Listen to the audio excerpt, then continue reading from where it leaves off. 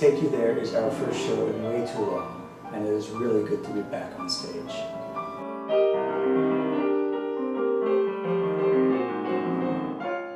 The title work of the program, To Take You There, is actually a piece that I initiated and is based on the poem Live Girls by Annie McKeon, which for a while now I thought could be a really interesting piece for soprano and cello and dance. And so I reached out to Alia Kache, who in addition to being a terrific dancer and choreographer, is also a longtime friend of Periapsis and of me, and I thought that she would be the perfect person to give this project a visual identity and movement identity, and I was right. Yeah, I have never done anything like this before. And when you told me about it, I was just like, wait, what? You want? Like, I grew up playing piano. I can still read music, but I've also never seen a score quite like yours. So it took me a while to get acquainted with your music.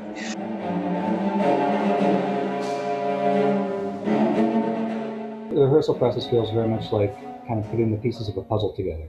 Yes, we did, I think, 2 different phrases for Aaron first, and then brought Sharon in, who's a singer, and started building movement based on Aaron's movement with her.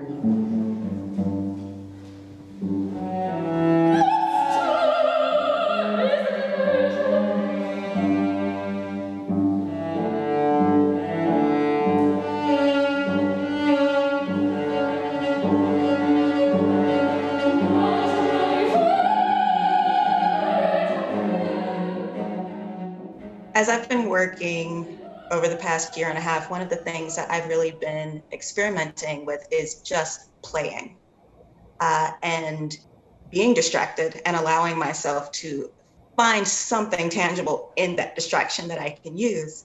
And I feel like this piece, this poetry, which is about a poet trying to work her way through something magical or, something that she's really focused on, and being distracted over and over and over again. And all of these diversions really create something kind of wonderful in and of itself.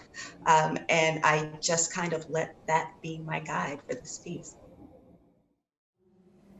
I think I like the legs straight, but what if they...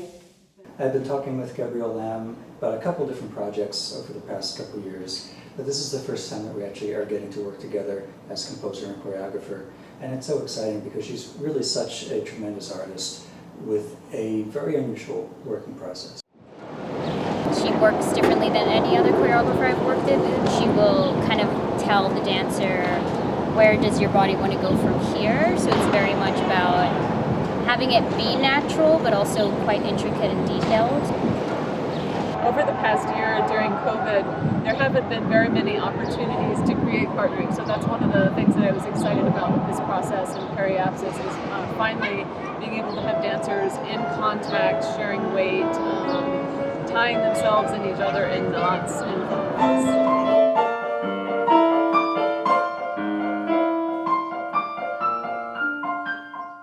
We had a little bit of music when we started. The music was elongating, growing, being composed while the dance was being composed. So I actually created a lot of movement before I knew where the music was going. It's not the kind of music that allows you to walk all over it and just do whatever. So I'm doing a lot of reshaping of the movement to fit the music now, which is an interesting process. Rohan Bhargava joined the company in 2018-19 as a dancer, and now we are finally able to work with him as a choreographer too. So this is his first piece with us as a resident choreographer, which is very exciting.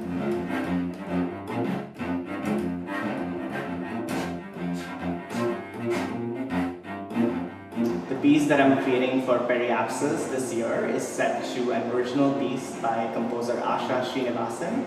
It's called Virag. And just as Asha is bringing in elements of Indian classical music and Western music, I am thinking about my own hybrid movement vocabulary, putting from release, floor work, and ballet but mixing it with Bollywood dance aesthetics, and in specific the tumka, which is the iconic hip movement that I've seen growing up, and using this to tell a story between two dancers, Christopher LaFleche and Elizabeth Jeffrey, and we're exploring sexuality, desires, and how we're often unable to embrace them and take control of them and feel that we're able to talk about them and express them.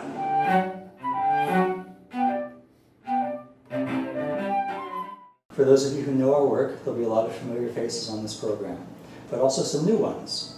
We've added a couple of new musicians to the roster, and we've also brought in Annie McKeon as dancer, flutist, composer, and choreographer. So it's very rare to find somebody who is both a creator and performer at such a high level in both music and dance. And she's also somebody who has a very unique artistic process, very collaborative and very fun to work with. I guess they all intersect for me. I always sort of think of them as this in like a cube or a square. It's like they're all connected. So I'd say my compositional process overlaps with my choreographic one and vice versa. And as a performer, playing flute is a very physical thing.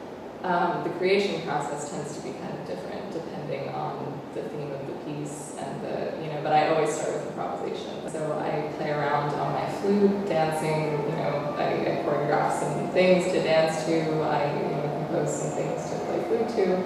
I hone in usually on like a certain sound world that I'm envisioning. Yeah, I feel like this piece very much, both musically and visually, it sets a space, it opens up a space and you sort of sit in it. Yes. For a while. For sure.